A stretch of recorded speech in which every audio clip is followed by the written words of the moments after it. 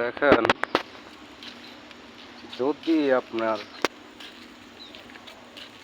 কোনো দিকটা কোনো সমস্যা যদি আপনার হয়ে থাকে, তাহলে আপনি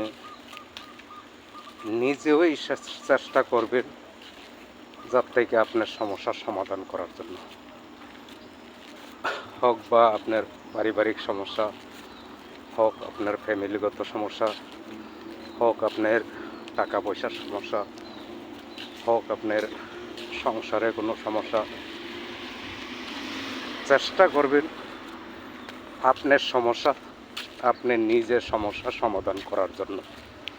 কারণ কোনো দ্বিতীয় পক্ষ আপনার সমস্যার ভিতরে যুক্ত করবেন না। যখন আপনার সমস্যার ভিতরে আপনি তৃতীয় পক্ষ একটা যুক্ত করবেন, তার থেকে মনে করবেন যে আপনার সমস্যা সমাধান হবে না,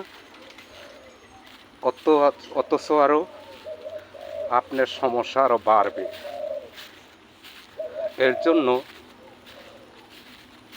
যদি আপনার কোনো সমস্যা থেকে থাকে, তাহলে আপনি চেষ্টা করবেন যার সাথে সমস্যা আছে তার সাথে কথা বলে, তার সাথে মিশে, তার সাথে আপনার সমস্যার সমাধান করার জন্য সবচেয়ে বেটার হবে।